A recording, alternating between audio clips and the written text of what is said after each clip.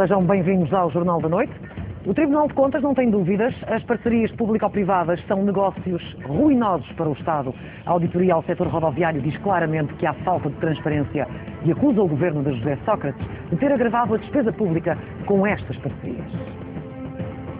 Agravamento da despesa, mais riscos, oportunidade de negócios, omissões, benefícios sombra e falta de transparência. As expressões são as escolhidas pelo Tribunal de Contas para resumir o que aconteceu em Portugal nos últimos anos. O relatório diz que há contratos de parcerias público-privadas que não foram sequer apresentados ao Tribunal e acabaram por custar mais de 700 milhões de euros aos cofres públicos. O documento aponta ainda casos de acordos entre bancos, consórcios e as estradas de Portugal que levaram o Estado a pagar compensações milionárias. Mas o problema não fica por aqui. O Tribunal acusa o Instituto Nacional de Infraestruturas Rodoviárias de ter omitido informação a pedido do anterior governo, liderado por José Sócrates. As conclusões não poupam contratos nem decisores. As PPP são ruinosas e não trazem vantagens para o Estado. Os privados e os bancos ficam a ganhar, a perder ficam os contribuintes, que pagam portagens e impostos que financiam estes negócios. Para o futuro, a recomendação não é nova, mas o Tribunal de Contas insiste. É preciso mais informação e as parcerias só podem avançar depois dos custos e dos benefícios serem bem avaliados. E o ponto mais polémico das parcerias público-privadas são as rendas elevadas pagas às concessionárias, que o próprio Tribunal de Contas questiona. No relatório são apontadas rendibilidades médias de 11%, no caso das antigas SCUT, que se mantiveram, apesar de ter descido o nível de risco para os consórcios. Um negócio de ouro para as concessionárias.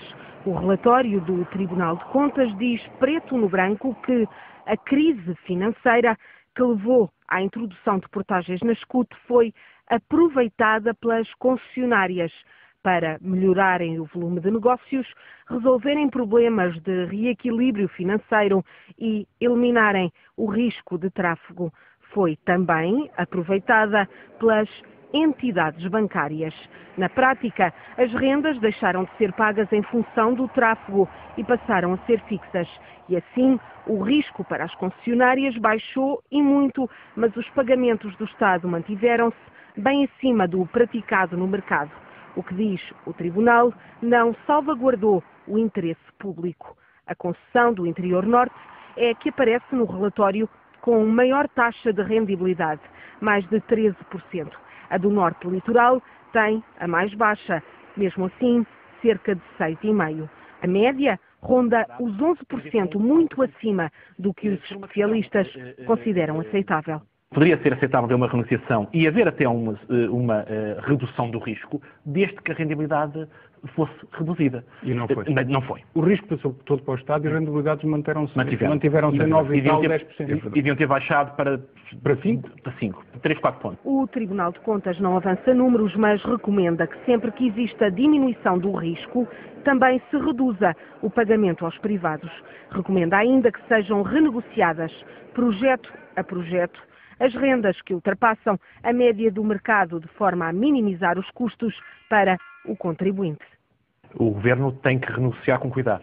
À boleia do ajustamento imposto pela Troika, o corte nas rendas das PPP até já está a ser negociado. A poupança pode chegar aos 4 mil milhões de euros. Nós estamos, obviamente, a trabalhar em valores à volta dos 30%. Nós queremos que a contribuição em todas as rendas que existem no nosso setor, em vários setores, as contribuições que são feitas sejam superiores aos sacrifícios, à porcentagem de sacrifícios que foram pedidos aos portugueses. O Governo já avisou que no dia em que não houver dinheiro, não paga às concessionárias, porque na lista de prioridades, os salários e as pensões ficam acima das estradas. Em estúdio, o José Gomes Ferreira. Muito boa noite, José. Boa noite. Este relatório vem pôr tudo em pratos limpos? Vem confirmar aquilo que já dizíamos há muito tempo. Esta é a história de um grande conluio, sublinho, conluio, entre alguns políticos, bancos, construtoras, consultoras e grandes gabinetes de advogados. Atravessa e está no coração do regime em que vivemos. Se levarem a investigação até ao fim, não se admirem que muita gente caia. E eu quero que leve a investigação até ao fim como jornalista e, sobretudo, como cidadão. Porque isto vai pesar durante 25, 30, 40 anos nas nossas vidas. A conta que vai cair ainda está a subir e vai atingir por ano 2.700, 2.800 milhões de euros a partir de 2014. Esta é a história de um conluio que tem coniventes e podemos citá-los. Podemos perceber que havia um secretário de Estado voluntarioso, que está no centro disto tudo. Escusa de vir dizer que não teve a ver. Teve a ver com tudo. Mas é fraca desculpa do PS em relação àquilo que diz o PS. Claro, e o PS. claro. Não há propriamente aqui um afunilamento de uma pessoa. De facto, um facto. Tem que haver está apuramento de relacionado com responsabilidades. E é este secretário de Estado que atravessa os dois governos de José Sócrates, em que há dois ministros, e eu estou na dúvida em saber se foram ingênuos ou se também foram coniventes, em que há dois ministros e sempre um primeiro-ministro. E isto foi de tal maneira um conluio que levou a que se favorecesse estes interesses todos. E eu acrescento, e havia ainda um Ministro das Finanças e um Secretário de Estado do Tesouro que sabiam o que estava a acontecer e que nunca deram um burro na mesa. Nunca. E acrescento ainda. Mas estás a colocá-los fora do conluio? Não, estou a dizer que são coniventes. São coniventes. De qualquer forma, o que os portugueses perguntam, Rogério Mexeira, há um conluio, alguém tem que responder, eventualmente, criminalmente. E a Procuradoria já vem tarde, porque já todos percebemos há muito tempo que há aqui indícios de favorecimento de muita gente. E ainda acrescento, é num país que ia entrar numa situação de financiamento muito complicada, com juros a subir, com a dívida externa a pesar, e em que um Presidente da República apercebeu-se perfeitamente, em 2007, nós dissemos neste estúdio, que ia ser feita uma loucura com as estradas de Portugal e com o novo modelo de financiamento, foi-lhe levado o diploma, ele teve dúvidas, pediu esclarecimentos e depois assinou. Assinou uma coisa destas. Ainda hoje estou para perceber porquê e durante muitas décadas os portugueses vão pedir ao nosso Presidente Cavaco Silva uma explicação porque é que assinou isto. Ou seja, também ele corresponsável. Claro. Será que é este o processo, José Gomes Ferreira, que vai levar responsáveis políticos à barra dos tribunais para responderem criminalmente? Acreditas na investigação da Procuradoria? Eu aí digo uma coisa. Eu acredito na investigação, acredito nos bons investigadores que temos, acredito nos juízes e eu vou fazer-te uma comparação. Tem a ver com a Grécia. Na Grécia houve um ministro que comprou submarinos. Ninguém conseguiu provar que ele tinha enriquecido por causa da compra dos submarinos. Mas porque comprou uma casa de muitos milhões, lá existe uma coisa chamada ónus da prova. Como ele não conseguiu provar onde tinha arranjado o dinheiro, foi preso. Aqui em Portugal, juízes, procuradores, investigadores, Ministério Público, todos fazem o seu trabalho. E depois chegam ao fim e há sempre, por um lado, garantias e, por outro, existe uma coisa que é a inversão do ónus da prova que é proibida. Toda a gente pode ter 30 mansões, desde que não se encontre a ligação entre uma assinatura de um contrato e o facto de ter essas 30 mansões, ninguém pergunta mais nada a ninguém. Chama-se enriquecimento ilícito que os nossos políticos não quiseram legislar. O mal vem do Parlamento. E, mais uma vez, estes negócios arriscam-se a ficar impunes quando está na evidência de todos que houve aqui favorecimento.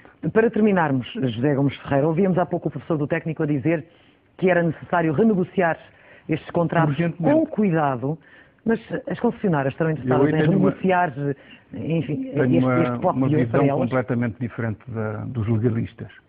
O país está em estado de urgência e de emergência.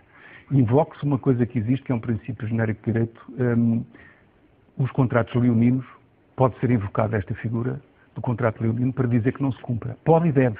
E deve ser evocado urgentemente. Porque houve aqui um cinismo tão grande na construção destes contratos. Claro, deixa-me só dizer-te isto. Aquele gráfico que vimos, com o impacto financeiro daquelas irresponsabilidades, levou a que até 2013, ainda estamos em 2012, a fatura não era muito alta.